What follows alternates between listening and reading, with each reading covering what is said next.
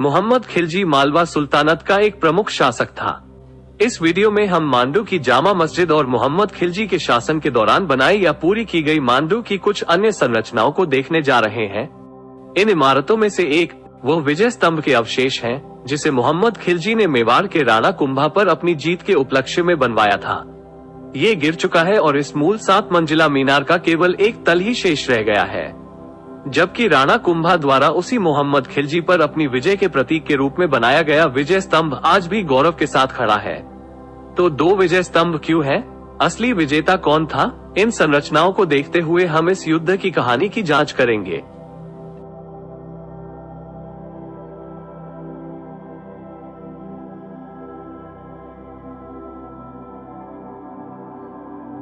अब हम पूर्व दिशा में बने बरामदे से जामा मस्जिद में प्रवेश कर रहे हैं। इस द्वार को पार करने के बाद एक विशाल हॉल है, जिसके ऊपर एक बड़ा गुंबद है।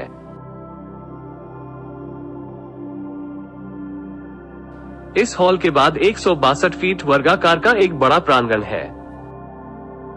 इस प्रांगण के चारों तरफ ढके हुए बरामदे हैं।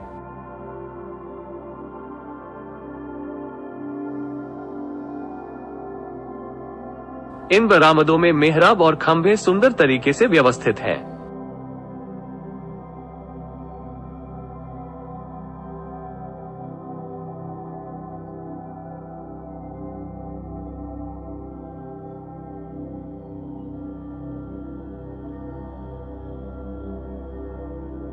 पश्चिमी हॉल को खंभों की कतारों द्वारा कई खंडों में विभाजित किया गया है। पश्चिमी दीवार जो किबला के सामने है, उसमें सुंदर अलंकरण और 17 सुंदर आले बने हुए हैं। पश्चिमी हॉल के प्रत्येक छोर पर एक ऊपरी कक्ष है, एक महिलाओं के लिए और दूसरा शाही परिवार के लिए था।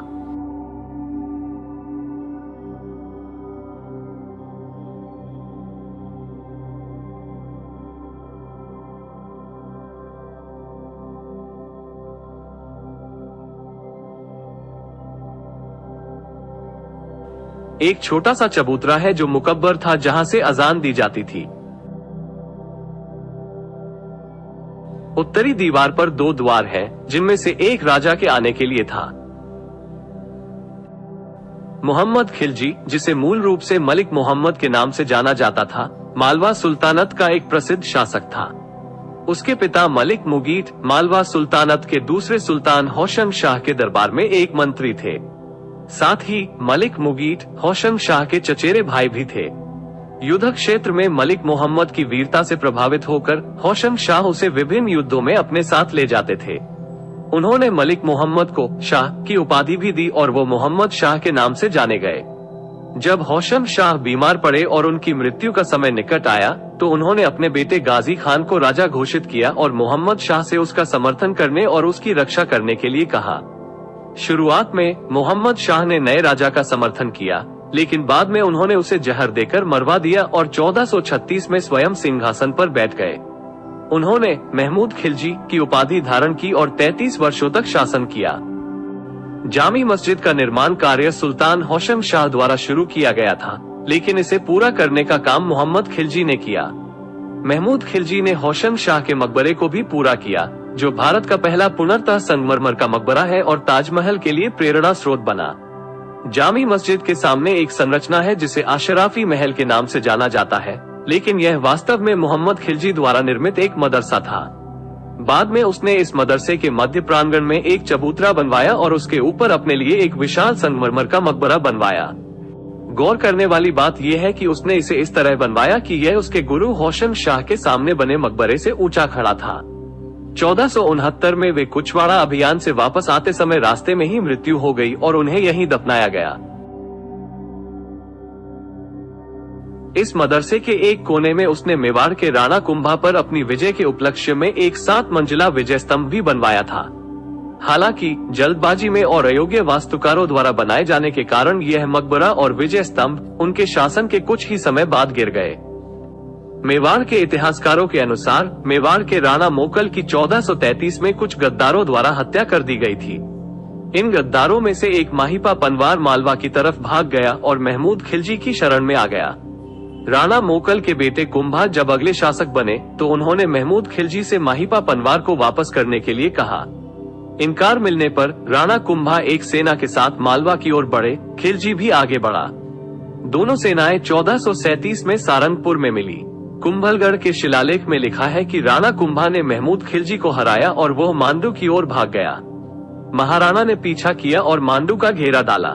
जब सुल्तान पर दबाव पड़ा तो उसने माहीपाल पनवार को मांडू से जाने के लिए कहा और माहीपाल पनवार गुजरात भाग गया। राणा कुंभा ने मांडू दुर्ग पर कब्जा कर लिया और महमूद खिलजी को बंदी बना लिया गया और उसे चित्तौड़गढ़ लाया गया, जहां उसे 6 महीने तक कैदी के रूप में रखा गया। बाद में महाराणा कुंभा ने उसे रिहा कर दिया। इस जीत के उपलक्ष्य में चित्तौड़ के किले में विजय स्तंभ या जय स्तंभ बनवाना शुरू किया गया था। महमूद खिलजी द्वारा बनवाया गया विजय स्तंभ 1443 ईस्वी में राणा कुंभा पर उनकी जीत के उपलक्ष्य में था। इस्लामी इतिहासकार फरिश्ता के अनुसार 1443 ईस्वी में खिलजी ने अपनी सेना को चित्तौड़ की ओर बढ़ाया, जब महाराणा कुंभा हड़ौती में एक अभियान पर थे। उन्होंने कुंभलगढ़ की तलहटी में एक मंदिर और एक मजबूत किलेबंदी पर कब्जा कर लिया। वहां से महमूद खिलजी चित्तौड़ की ओर बढ़े, जबकि उनके पिता मलिक मुगीट को मंदसौर पर हमला करने के लिए भेजा गया था। जब महाराणा कुंभा को ये खबर मिली तो वे चित्तौड़ की ओर लौट आए और खिलजी सेना से युद्ध किया। राजपूत इतिहासकारों के अनुसार राणा कुंभा ने खिलजी को हराया, लेकिन निर्णायक रूप से नहीं। इसके बाद राणा कुंभा ने मालवा की सेना पर रात का हमला किया और उन्हें हराकर वापस मांडू की ओर खदेड़ दिया। लेकिन मुस्लिम इतिहासकार फरिश्ता एक अलग कहानी बताते हैं कि कुंभा ने 12,000 घुड़सवार और 6,000 पैदल सैनिकों की सेना के साथ सुल्तान पर हमला किया, लेकिन वो असफल रहे और कुंभा को चित्तौड़गढ़ के किले में शरण लेनी पड़ी। इस दौरान सुल्तान की सेना ने कई राजपूतों को मार डाला और राजपूतों से भारी लूट इकट्ठी की। इसके बाद सुल्तान ने चित्तौड़ का घेरा अगले साल तक के लिए टालने का फैसला किया और मांडू लौट गया। वापस जाकर उसने अपनी जीत का जश्न मनाने के लिए एक विजय स्तंभ बनवाया। राजपूत पक्ष के अनुसार ये फरिश्ता का सुल्तान की हार को छिपाने का तरीका था। यदि उन्होंने राणा कुंभा को हरा दिया होता तो वे चित्तौड़ की ओर बढ़ते, वापस मांडू नहीं जाते। राणा कुंभा ने खिलजी से युद्ध क्षेत्र में 5 बार लड़ाई की और एक बार उन्होंने मालवा और गुजरात की सुल्तान शाही की संयुक्त सेना से भी लड़ाई की, जब दोनों ने मिलकर संयुक्त हमला करने की साजिश रची। दोनों तरफ के इतिहासकारों का दावा है कि इन लड़ाइयों में उनकी तरफ जीत हुई। आपको यह वीडियो पसंद आया होगा तो इसे लाइक करें और अपने दोस्तों और परिवार के साथ शेयर करें। अगर आप इतिहास और ऐतिहासिक स्थलों के बारे में वीडियो पसंद करते हैं तो कृपया इस चैनल को सब्सक्राइब करने का विचार करें। धन्यवाद।